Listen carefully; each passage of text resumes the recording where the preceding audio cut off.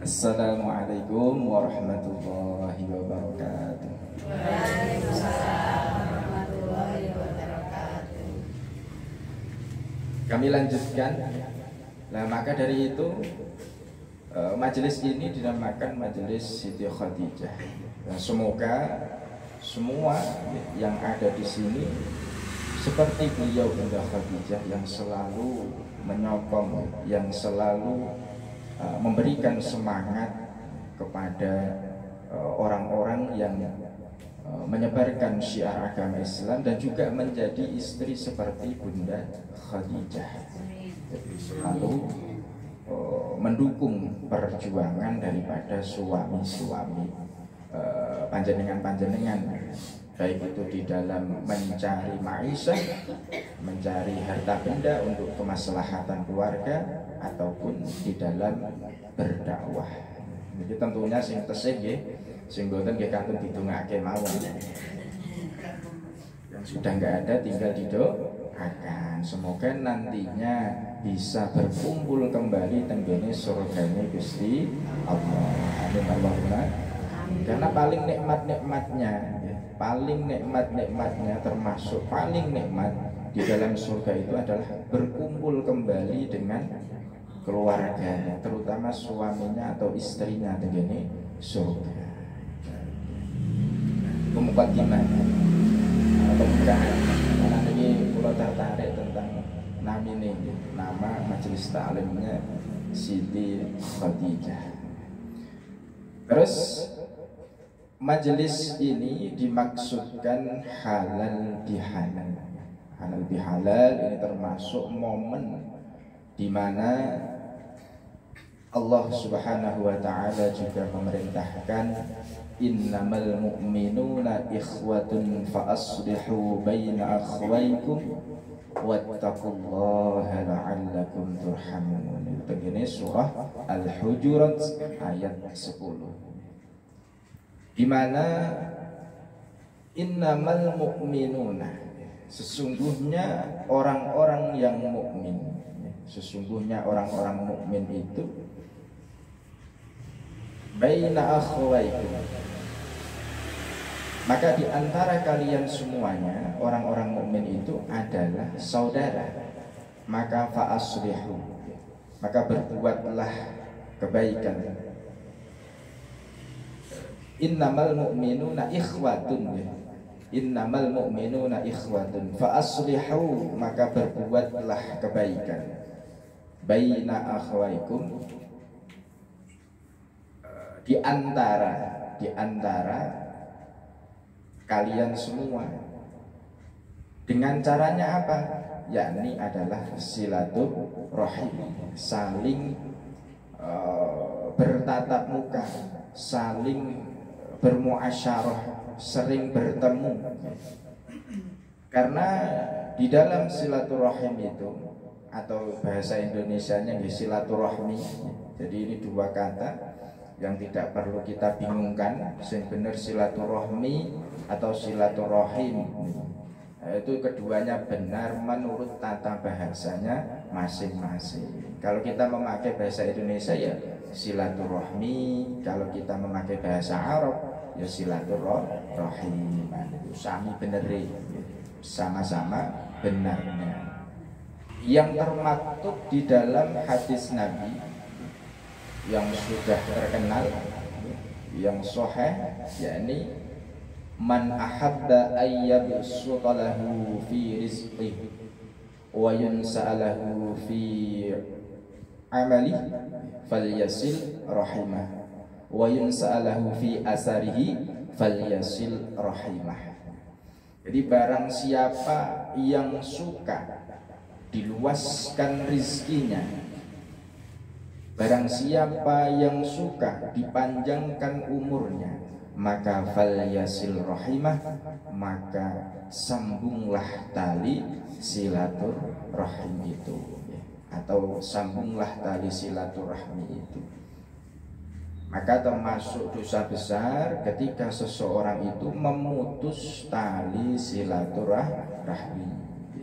Jadi umpamanya ada saudara terus kita putus, hubungan kita, baik itu secara, kalau saat ini kan secara handphone ataupun secara niki tatap muka atau tidak pernah bertemu, apalagi meninggalkan mama saat ini telepon tidak menelpon, itu termasuk dosa besar karena kita memutus tali silaturahmi. Jadi paling enggak ya ketika hari lebaran ini ya. Ketika hari lebaran kita saling sambung tali persaudaraan karena di sana terdapat begitu banyak barokah.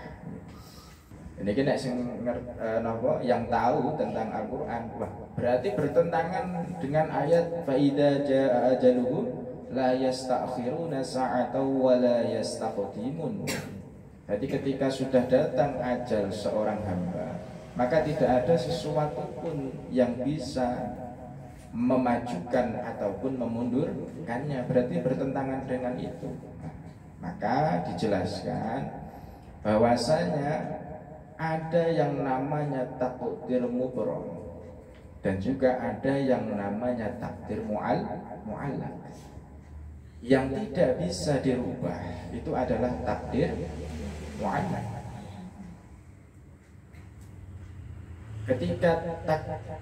Jadi catatan takdir itu ada yang diberikan kepada para malaikat, terutama dari malaikat Jibril itu.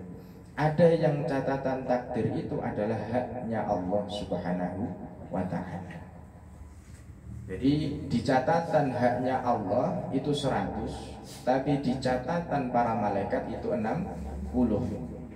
100 ketika dia mau mengerjakan amalan ibadah berupa silaturahmi. Kita contohkan yang mudah ini. Contoh ketika ada orang yang sudah ditakdir oleh Allah, umpama ketika perjalanan dia berjalan, seharusnya takdirnya tadi itu ada pohon yang jatuh menimpanya, tapi naudzubillah min dzalik, ada pohon jatuh yang menimpa dia. Tapi karena dia berdoa kepada Allah, ketika dia lewat situ, itu tetap tertimpa pohon, tapi hanya daunnya, entah rantingnya. Itu yang namanya takdir. Takdir itu tidak bisa dirubah secara keseluruhan, tapi bisa diminimalkan. Nah, itu namanya takdir. Yang seharusnya ketiban daun sakwit-wite, akhirnya hanya ketiban daunnya saja karena dia mau berdoa. Makanya ada ayat innallaha la yughayyiru ma biqaumin hatta yughayyiru ma bi anfusihim. Allah tidak akan pernah merubah keadaan suatu kaum sehingga dia mau merubah dirinya sendiri. Makanya itulah sambungan. Maka itu termasuk kekuatan daripada doa. Makanya kita tidak boleh meninggalkan doa. Termasuk ketika kalau panjenengan ini tadi keluar dari rumah, jangan sampai lupa membaca Bismillahirrahmanirrahim. La haula wala quwwata illa billahil aliyil azim. Niku insyaallah di dalam perjalanan panjenengan niku diberikan keselamatan oleh Allah, dan yang ada di rumah juga dijaga oleh para malaikat Allah Subhanahu wa taala. Niku pentingnya betul. Karena yang diperintahkan Allah niku setelah engkau menyempurnakan puasamu maka walitukabbirullah, maka engkau bertakbirlah kepada Allah. Takbiran, makanya namanya takbiran. Takbiran teng mriku niku bermakna membaca Allahu Akbar. Ini Allahu Akbar, Allahu Akbar, Allahu Akbar. Makanya niku. Jadi disuruh membaca takbiran, bukan kok malah nyetel dangdutan, ya. Bukan malah bukan malah menyalakan kembang api, mercon dan lain sebagainya itu lah. Mercon itu lah termasuk napa mubadzir ya. Mubadzir. Ya, walaupun ana sing seneng ya sing seneng, tapi niku nek termasuk di dalam syariat niku mubadzir. Mubadzir napa keranten niku dibuang mawon dibakar. Innamal mubadzirina kanu ikhwanas syayatin. Jadi kan di dalam bulan Ramadan itu kan kita melatih diri. Jadi bulan untuk latihan. Di bulan dimana kita berlatih kesabaran, bulan dimana kita melatih keikhlasan, bulan dimana kita melatih kesungguhan kita untuk beribadah kepada Allah. Maka ketika kita sudah latihan, contoh kanlah umpamanya kita memasukkan anak cucu kita kepada sepak bola nih, latihan sepak bola ataupun bulu tangkis dan lain sebagainya. Pasti setelah latihan di tempat itu, bal-balan ke SSB ini, itu pasti harus lebih bagus karena sehabis latihan. Kok Anda latihan kok nggak nambah-nambah ya kan bosan ini. Maka seperti itu kita di dalam bulan Ramadan itu melatih menahan amarah, melatih kesabaran kita, melatih keikhlasan kita di dalam kita beribadah kepada Allah. Maka lanjutkanlah setelah itu. Jangan sampai puasanya sudah selesai, Ramadannya sudah selesai, wes aku saiki ngamukan meneh. Wah, payah. Maka harus tetap kesabarannya. Kalau di dalam bulan puasa kita bisa sabar, maka setelah fitrah itu, maka kita harus bisa menjaga kesabaran itu. Maka kita harus bisa menjaga semangat ibadah di dalam bulan Ramadan itu. Ketika kita bulan Ramadan bersemangat untuk membaca Al-Quran, maka setelah fitrah, setelah hari raya itu, maka kita juga harus tetap semangat untuk membaca Al-Quran. Itulah bimakna daripada fitrah. Kenapa itu? Karena keistimewaan daripada bulan suci Ramadan itu, ketika sudah kita sampai pada hari raya, sampai kepada hari fitrah itu, semua dosa dihapuskan. Semua dosa dihapuskan. Dosa-dosa kecil, yang tidak dosa besar ya. Dosa besar itu yang ada hukumannya dari Allah, yakni di dunia itu. Dosa minum khamar, dosa zina, membunuh, itu kan termasuk dosa-dosa besar. Itu harus taubatan nasuha. Tapi dosa-dosa yang lain yang tidak bersangkutan dengan anak cucu Adam, itu semua dihapuskan. Maka namanya fitrah. Kita kembali ke suci. Ketika kita sudah di hari raya, pulau panjenengan seperti bayi yang baru lahir kembali, suci, bersih lagi. Makanya tidak ada yang bisa menghapus dosa itu kecuali ibadah, kecuali bertaubat kepada Allah. Kalau yang bisa menghapus dosa itu kok zakat fitrah umpamanya beras, nah berarti Menteri Pertanian yang paling DCI masuk surga ini, berasnya paling agak, paling banyak. Kalau uang yang bisa membersihkan diri kita dari dosa, maka ya malah Menteri Keuangan yang paling tinggi surganya, karena mengatur keuangan. Tapi yang bisa menghapuskan kita dari dosa kita adalah ibadah kita sendiri, amal perbuatan kita sendiri, termasuk memperbanyak istighfar kita kepada Allah Subhanahu wa ta'ala. Nah, mungkin hanya itu yang bisa kami sampaikan Ibu pada sore hari ini. Mungkin ada yang ditanyakan, monggo. Kalau tidak ada yang ditanyakan, kalau cukupkan tutup dengan doa. Monggo yang kalau ada pertanyaan. Sebenarnya Pak, Nggih. tadi Pak Ustadz menerangkan bahwa kalau kita memutus silaturahmi itu berdosa. Nggih. Nah, saya pernah mendengarkan yang berdosa, memutus silaturahmi yang berdosa itu yang ada hubungan darah. Nggih. Tapi yang silaturahmi yang karena silaturahim dengan silaturahmi itu beda. Kalau rahim itu yang ada hubungan dengan Darah. terutama rahim darah. Kalau yang rahim itu umum. Rohmi. Iya, umum mungkin teman, saudara jauh. Tapi kalau yang paling dekat itu saudara-saudara dekat. Kadang ada saudara dekat tapi yang satu kaya, yang satu miskin terus kayak nggak dianggap gitu. Datangi juga nggak mau. Kalau ada yang punya saudara miskin juga malu kan. Itu makanya Allah mencanangkan bahwa kalau yang memutuskan silaturahmi itu dosa besar. Kalau yang hanya silaturahmi biasa yang antar teman, antar sahabat, antar itu beda.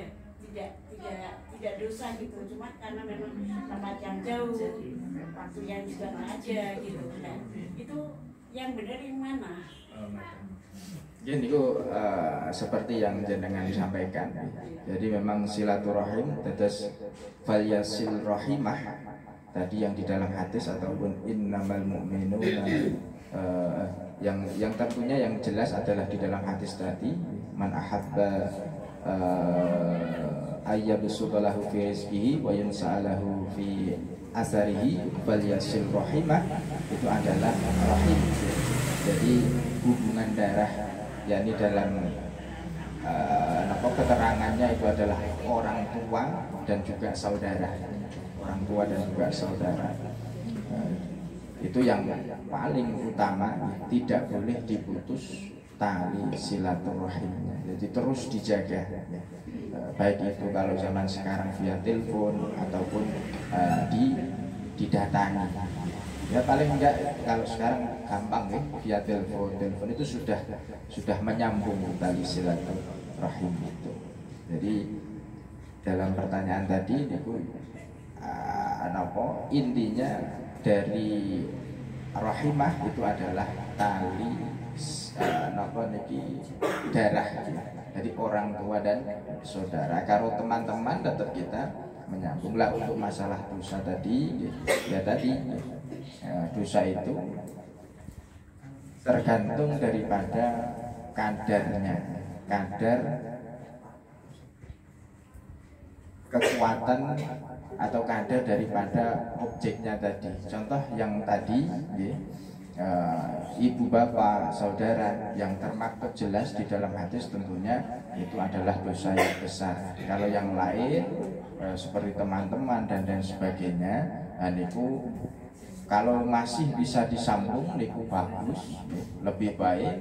Kalau tidak ya karena memang keadaan ya sudah tidak menjadi masalah. Karena itu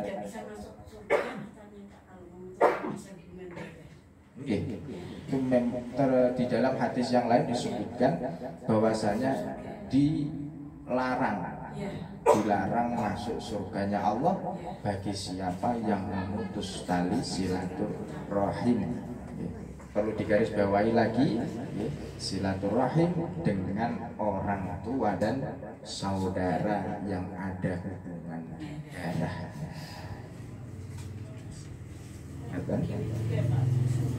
Ini nanya di luar yang ini. Saya itu pernah kebetulan sesuai dengan tugas saya waktu itu. Saya itu sama teroris itu dipanggil. Maksudnya kan saya kan koordinator makanan. Saya waktu itu belum pakai hijab. Agamanya apa? Islam. Kenapa itu kok nggak pakai jilbab? Pakai kerudung, hijab. Ya, mungkin belum lah, mungkin satu saat pakai saya. Tapi kalau saya di rumah nggak pergi ngaji saya pakai. Jangan perempuan itu kalau nggak mau pakai menutup auratnya itu besok jangankan baunya surga, jangankan surganya, baunya surga saja tidak dapat. Apa benar itu? Bisa.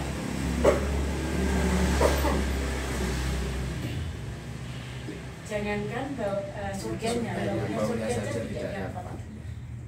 Terus untuk masalah menutup aurat itu terjadi pandangan khilafiyah atau perbedaan pendapat di dalam kalangan ulama.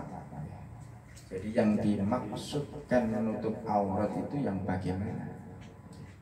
Jadi yang dimaksudkan yang menutup aurat niku adalah menutup yang tidak menimbulkan syahwat di lawan jenisnya. Itu yang paling utama di situ.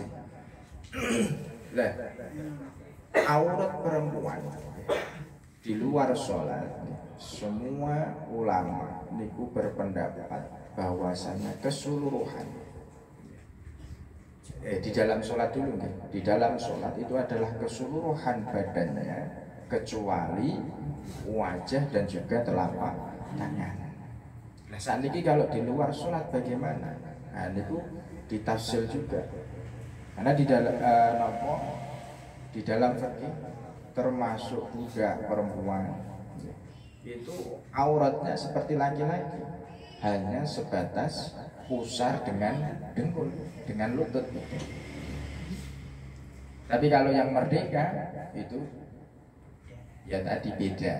Ada yang mengatakan sama seperti di luar, seperti di dalam sholat. Ada yang mengatakan tidak.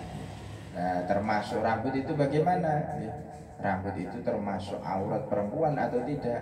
Kalau di dalam sholat jelas itu aurat. Kalau rambutnya kelihatan pas sholat maka batal sholatnya. Nah kalau di luar bagaimana? Nah itu nanti menimbulkan syahwat atau tidak? Termasuk suara perempuan itu nanti menimbulkan syahwat kepada laki-laki yang bukan mahramnya atau tidak? Karena suara itu pun juga termasuk aurat daripada perempuan. Nah, bagian menutup aurat niki, nah, niku lebih baiknya, alangkah lebih bagusnya itu ketika seorang perempuan bisa menjaga dirinya dari pandangan laki-laki yang bukan mahramnya, sehingga tidak menimbulkan syahwat tadi. Setelah umpama kita memakai saat ini jilbab, nah jilbab kan kados jenengan jelas ketutup sedanten dan lebih-lebih, jadi unjul, menjulur dan juga badannya itu lebih, jadi longgar. Nah saat ini umpama seorang yang memakai jilbab, terus dia memakai kaos, sehingga lekukan tubuhnya itu terlihat, bahkan lebih ketat lagi, seksi.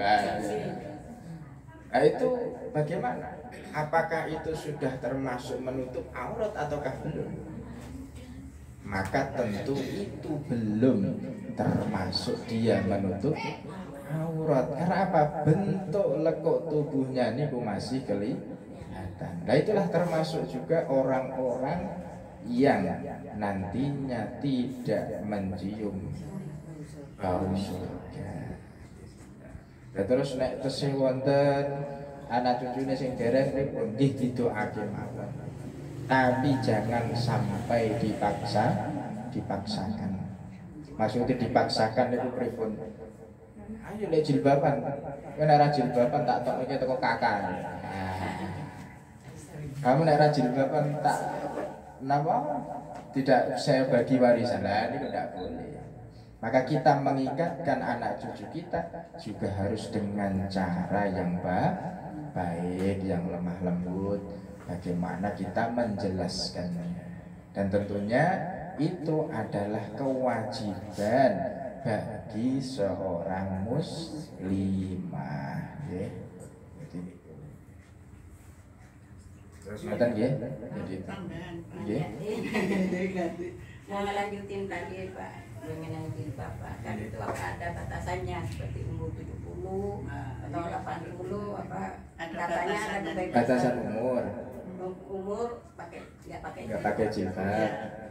Nah, itu kalau batasan umur nggak ada. Sudah tua Sudah tua terus nggak wajib ngaten. Ayo mboten. Mungkin karena sudah tua dianggap tidak menarik. Tidak menarik. Lah yang tertarik dia sami umure kali jenengan. Lagi. Ya betul, kalau kita berpikir yang muda, ya udah tertarik. Tapi kalau kita berpikir anak muda dapat orang tua Pak. Wah, kan itu. Kan sama gitu. Jadi itu gitu.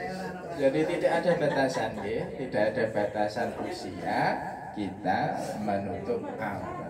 Ya sebisa kita gitu. Semampu kita untuk menjaga aurat kita. Oh iya Pak, saya mau nambah sedikit. Rasulullah kan diperintahkan juga dalam Quran itu. Wahai Muhammad, perintahlah istri-istrimu karena istri-istrimu dan anak-anakmu perempuan menjulurkan kain ke seluruh tubuh kecuali muka dan tangan. Itu ada kan di Quran itu. Itu bukan menjulurkan, jadi ya, dia maksudnya menutup hijab ini kan menutupkan. Kalau pakai kan istilah pakai Indonesia. Kalau di lain tempat kan mungkin ada istilah lain lagi. Memakai cadar gitu. Ya itu dia aslinya malah lebih baik ya. Lebih baik. Masalah aurat itu. Kita contohkan pamannya. Kalau di Arab ya, perempuan-perempuan itu betul-betul tidak bekerja. Jadi perempuan-perempuan itu betul-betul di rumah dimuliakan. Ketika dia keluar rumah pasti harus ada pendampingnya. Nah sekarang kita aplikasikan begini Indonesia umpamanya, apalagi di desa. Perempuan-perempuan desa niku, mulai setengene kula mawon lah. Di umpamanya di Kudus, di Pati itu masih pergi ke sawah. Sekarang umpamanya pergi ke sawah, cabut rumput yang banyak airnya itu, nah cara wong gini Kulon Daud nih, Daud terus gue cadar nih, gue berukut gue cadar nih bisa atau enggak? Kira-kira dia, malah keseripet-seripet ke gulung-gulung di sawah. Lah itu sesuai dengan apa? Sesuai dengan situasinya. Kalau memang di sini umpamanya melihat wajahnya itu sudah tidak, dalam artian tidak ada syahwat yang berlebihan, maka ya sudah tidak jadi masalah. Walaupun itu aslinya ya tetap masalah, tapi ada kelonggaran terjadi. Kalau memang hukum baku tetap tidak bisa, harus ditutupi. Tapi ya itu tadi kembali ke pribadinya lagi masing-masing. Kalau memang di Arab itu kan kenapa kok ditutupi? Karena memang makanan daripada mereka itu kan daging-dagingan itu loh. Kambing, unta dan seterusnya, sehingga syahwat mereka itu tinggi-tinggi. Laki-laki Arab itu loh. Jadi nek makanannya daging terus itu kan syahwatnya tinggi-tinggi. Sekali hanya melihat wajah saja, mendengar suara saja itu sudah syahwat. Berbandingkan dengan orang-orang mriki, mau makan tempe tadi, ya kekuatannya kurang, kekuatannya untuk masalah ini. Jadi memang dilematis untuk masalah itu, masalah apa jilbab itu. Yang penting apa? Kita adalah menutup aurat. Ketika kita memakai jilbab, satrul aurah niku jangan sampai terlihat bentuk tubuhnya, niku sampun cukup. Secara kita keadaan negeri Indonesia. Kalau pengen membuka kerudung, pengen membuka nopo, ya di rumah, jangan di luar rumah. Sebisa mungkin.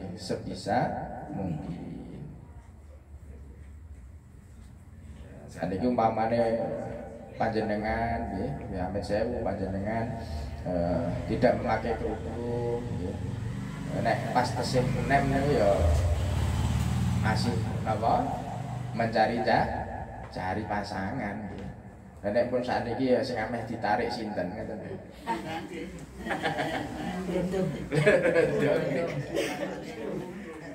Jadi lebih baik napa ketika keluar rumah memakai jilbab, ketika keluar rumah menutup auratnya. Ini pun lebih baik di dalam rumah. Karena kalau batasan aurat, batasan aurat muhrim, umpamane anak, cucu itu batasan auratnya sama seperti laki-laki, antara bainas suruh wa rukbatain, antara pusar dan lutut. Jadi rambut itu sudah tidak termasuk aurat bagi anak laki-laki, bagi cucu laki-laki ataupun perempuan pun sama. Jadi nek saudara sesama saudara ya tidak apa.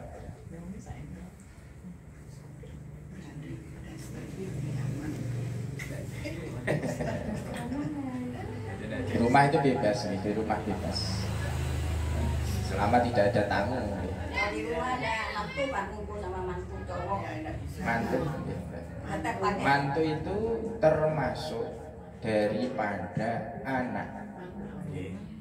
Karena selamanya mantu laki-laki ataupun menantu perempuan itu hukumnya haram dinikah. Walaupun umpamanya anaknya asli sudah meninggal, nah, terus mantunya kan masih, terus wah eman-eman ini tak baik dhewe. Nah, itu haram. Tidak diharamkan. Haram. Nah, ini jelas kalau cetot haram. Tapi kalau sepupu saudara kan itu diharamkan karena bisa menikahi. Sepupu haram karena boleh dinikah. Umpamanya anaknya panjenengan dengan anaknya adik panjenengan itu sudah termasuk haram.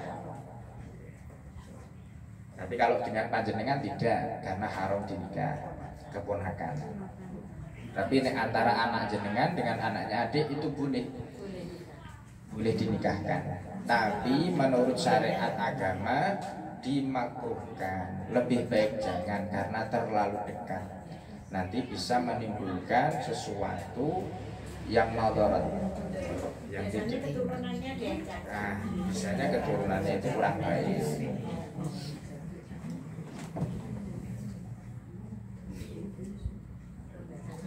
Mungkin ada lagi? Cukup, Pak. Ya. Nah, jadi kita berdoa, nanti kita makan-makan setelah sudah lapar nih. Mari sebelum kita tutup majelis pada sore hari ini, maka kita tutup dengan doa.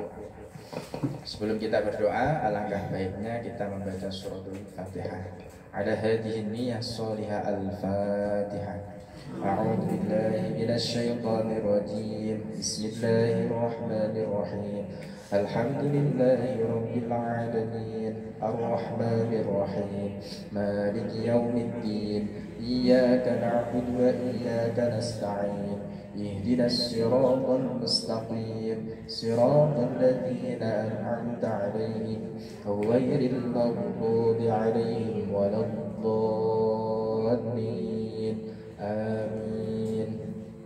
أعوذ بالله من الشيطان الرجيم بسم الله الرحمن الرحيم الحمد لله رب العالمين حمد الناعمين حمد الشاكرين حمدا يوافي نعمه ويكافئ مزيده يا ربنا لك الحمد كما ينبغي لجلال وجهك وعظيم سلطانك سبحانك لا نحصي ثناء عليك أنت كما أثنيت على نفسك الصلاة والسلام بعدد ما في علم الله عليك وعلى آلك يا سيدنا يا رسول الله أغثنا أغثنا أغثنا سريعا بإزات الله اللهم إنا على ذكرك وشكرك وحسن عبادتك اللهم أرنا الحق حقا وارزقنا اتباعه وأرنا الباطل باطلا وارزقنا اجتنابه اللهم نور قلوبنا بنور هدايتك كما نورت الأرض بنور شمسك أبدا أبدا جعلنا الله وإياكم من العائدين والفائزين والمقبولين كل عام وأنتم بخير اللهم لا تدع لنا في مقامنا هذا ذنبا إلا غفرته ولا هما إلا فرجته ولا دينا إلا قضيته ولا مريضا إلا شفيته ولا عيبا إلا سترته ولا حاجة من حوائج الدنيا والآخرة إلا قضيتها ويسرتها يا رب العالمين يا الله يا رحمن يا رحيم. Jadikanlah orang-orang yang berada di majelis ini ya Allah, jadikanlah orang-orang yang sholih, jadikanlah orang-orang yang keluarganya barokah, jadikanlah orang-orang yang umurnya panjang dan barokah, jadikanlah orang-orang yang hartanya barokah, jadikanlah orang-orang yang engkau ambil dalam keadaan husnul khatimah, dan jangan biarkan kami ya Allah engkau ambil sebelum bertobat kepadamu ya Allah. Allahumma ya Allah Rabbana hab lana min azwajina wa dhurriyyatina qurrata a'yunin waj'alna lil muttaqina imama. Rabbana atina min ladunka rahmatan wa hayyi' lana min amrina rashada. Rabbana atina fid dunya hasanah wa fil akhirati hasanatan wa qina adzaban nar. Jazallahu 'anna sayyidina Muhammadan sallallahu alaihi wasallam ma huwa ahli. Subhana rabbika rabbil 'izzati 'amma yasifun wa salamun 'alal mursalin walhamdulillahi rabbil alamin. Al-Fatihah.